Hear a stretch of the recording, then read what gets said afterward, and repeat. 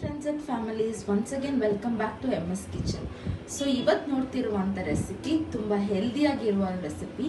So ನನ್ನ ತಮ್ಮನಿಗೆ ತುಂಬ ದಿನದಿಂದ ವೈಟ್ ಹೇರ್ ಫಾಲ್ ಪ್ರಾಬ್ಲಮ್ ಇದೆ. ಇದು ನನ್ನ ತಮ್ಮನಿಗೆ ಇತ್ತೀಚೆಗೆ ತುಂಬಾ ವೈಟ್ ಹೇರ್ಸ್ ಬರ್ತಿದೆ. ಸೊ ಬೇರೆ ಕಡೆ ಹೇರ್ ಡೈ ಅದು ಇದು ಮಾಡೋಕ್ಕಿಂತ ಮನೇಲೇ ಹೋಮ್ ರೆಮಿಡಿ ಮಾಡೋಣ ಅಂತ ಇವತ್ತು ಕರ್ಬೇವಿನ ಸೊಪ್ಪಿನ ಪುಡಿ ಮಾಡ್ತಾ ಇದ್ದೀವಿ. ಸೊ ಹೇಗೆ ಮಾಡೋದು ನೋಡೋಣ. ಸ್ಟವ್ ಆನ್ ಮಾಡ್ಕೊಂಡು ಒಂದು ಬಾಂಡಿನ ಇಟ್ಕೊತಾ ಇದ್ದೀನಿ. ಸೊ ಮೇನ್ ಇಂಗ್ರೀಡಿಯಂಟ್ ಕರ್ಬೇವಿನ ಸೊಪ್ಪನ್ನ ಆ್ಯಡ್ ಮಾಡ್ಕೊತಾ ಇದ್ದೀನಿ. ಸೊ ಇವಾಗ ಇದನ್ನು ಚೆನ್ನಾಗಿ ಫ್ರೈ ಮಾಡ್ಕೊಳ್ಳೋಣ. ಸೊ ಇತ್ತೀಚೆಗೆ ಮಕ್ಕಳೆಲ್ಲನೂ ಅನ್ಹೆಲ್ದಿ ಫುಡ್ಸೇ ತಿಂತಾ ಇರ್ತಾರೆ. ಸೊ ಈ ಥರ ಕರ್ಬೇವಿನ ಸೊಪ್ಪು ಪುಡಿ ಮಾಡಿಕೊಂಡ್ರೆ ಹೆಲ್ದಿಯಾಗಿರತ್ತು ಮತ್ತು ಕೂದಲು ಕಪ್ಪಗಾಗುತ್ತೆ. ನೋಡಿ ಕರ್ಬೇವಿನ ಸೊಪ್ಪು ಚೆನ್ನಾಗಿ ಡ್ರೈ ರೋಸ್ಟ್ ಆಗಿದೆ. ಇವಾಗ ಆಫ್ ಅಡಿಗೆ ಟ್ರಾನ್ಸ್ಫರ್ ಮಾಡ್ಕೊಳ್ಳೋಣ. ಸೊ ತೊಗರಿಬೇಳೆ 100 ಗ್ರಾಮ್ ತಗೊತಾ ಇದ್ದೀವಿ. ಚೆನ್ನಾಗಿ ಡ್ರೈ ರೋಸ್ಟ್ ಮಾಡ್ಕೊಳ್ಳೋಣ.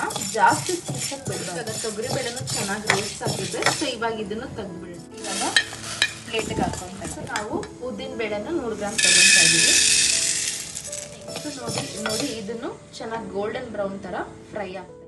ಒಂದು ತಟ್ಟೆಗೆ ಟ್ರಾನ್ಸ್ಫರ್ ಮಾಡ್ಕೊಂಡು ಇವಾಗ ಕಡಲೆಕಾಳು 100 ಗ್ರಾಮ್ ತಗೊತೀವಿ. ಇದನ್ನು ಕೂಡ ಚೆನ್ನಾಗಿ ಡ್ರೈ ರೋಸ್ಟ್ ಆಗಿದೆ. ಸೊ ಇವಾಗ ಇದನ್ನು ಪ್ಲೇಟಿಗೆ ತಗೊತಾ ಇದ್ದೀವಿ. ಈಗ 3 ಸ್ಪೂನು ಅಕ್ಕಿನ ತಗೊತಾ ಇದ್ದೀವಿ. 2 ಸ್ಪೂನು ಕರಿ ಎಣ್ಣೆ ತಗೊತಾ ಇದ್ದೀವಿ. ನೋಡಿ ಇದು ಬೇಗನೆ ರೋಸ್ಟ್ ಆಗಿದೆ. ಇವಾಗ ಒಂದು ಡ್ರೈ ಪೇಸ್ಟನ್ನು ತಗೊಳ್ಳಿ. ಇದು 2 ಸ್ಪೂನು ಜೀರಿಗೆ, 2 ಸ್ಪೂನು ಮೆಣಸನ್ನ ಸೇರಿಸ್ಕೊತಾ ಇದ್ದೀವಿ. ಇವಾಗ ಇದನ್ನು ರೋಸ್ಟ್ ಆಗಿದೆ. ಪ್ಲೇಟಿಗೆ ಟ್ರಾನ್ಸ್ಫರ್ ಮಾಡ್ಕೊಳ್ಳೋಣ. 2 ಸ್ಪೂನು ಹುರ್ಗಡ್ಲೆನ ಸೇರಿಸ್ಕೊತಾ ಇದ್ದೀವಿ. ರೋಸ್ಟ್ ಆಗಿದೆ. ಪ್ಲೇಟಿಗೆ ಟ್ರಾನ್ಸ್ಫರ್ ಮಾಡೋಣ. ಮೆಣಸಿನ್ಕಾಯಿ ನಾನು 10 ತಗೊಂಡಿದ್ದೀನಿ. ನಿಮ್ಮ ಖಾರಕ್ಕೆ ತಕ್ಕಂಗೆ ತಗೊಳ್ಳಿ. ನೆಕ್ಸ್ಟ್ ಒಂದು ಸ್ವಲ್ಪ ಹುಣಸೆನ ತಗೊತಾ ಇದ್ದೀನಿ. ಒಣಮೆಣಸಿನ್ಕಾಯನ್ನು ಚೆನ್ನಾಗಿ ಫ್ರೈ ಆಗಿದೆ. ನೆಕ್ಸ್ಟ್ ಪ್ಲೇಟಿಗೆ ಹಾಕೊಂಡು ಈರುಳ್ಳಿನ ಫ್ರೈ ಮಾಡ್ಕೊಳ್ಳೋಣ. ಆ್ಯಡ್ ಮಾಡ್ಕೊಳ್ಳೋಣ. ಚೆನ್ನಾಗಿ ಡ್ರೈ ರೋಸ್ಟ್ ಆಗಿದೆ. ಪ್ಲೇಟಿಗೆ ಟ್ರಾನ್ಸ್ಫರ್ ಮಾಡ್ಕೊಳ್ಳೋಣ.